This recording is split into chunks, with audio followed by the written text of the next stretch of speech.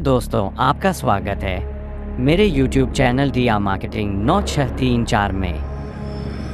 जैसा कि आप जानते हैं, हमने भगवद गीता के अध्यायों की शुरुआत पहले ही कर दी है, जिसमें हमने पिछले कुछ वीडियो में भगवद गीता के पहले अध्याय के 7 श्लोकों को हम पहले ही पढ़ा चुके हैं, जो इस प्रकार से है। धृतराष्ट्र उवाच धर्मक्षेत्रे कुरुक्षेत्रे संवेता युयुत्सवः मामकाः पांडवाश्चैव किं कुर्वत संजय। यह श्लोक भगवद गीता के अध्याय 1 का श्लोक 1 है। संजय उवाच दृष्ट्वा तु पांडवानीकं व्यूढं दुर्योधनस्तदा आचार्य मुख संगमे राजा वचनमब्रवीत। यह श्लोक भगवद गीता के अध्याय 1 का श्लोक 2 है।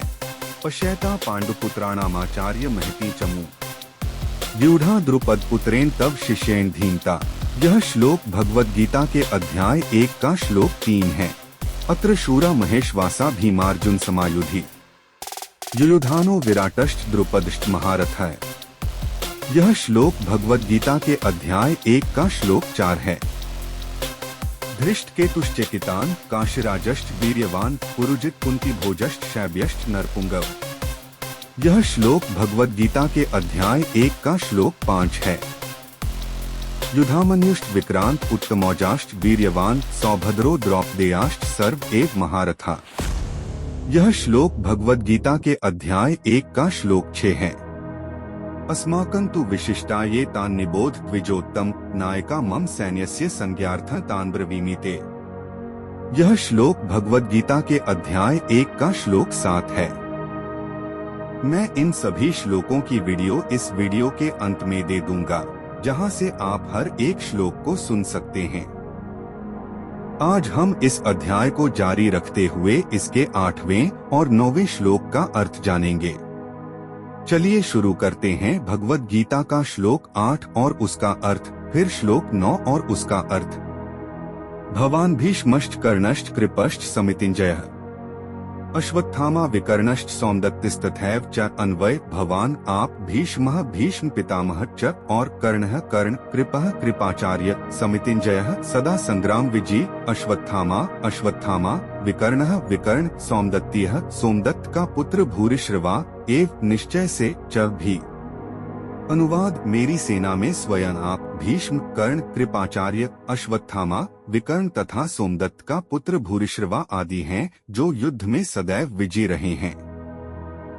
तात्पर्य दुर्योधन उन अद्वितीय युद्धवीरों का उल्लेख करता है जो सदैव विजयी होते रहे हैं।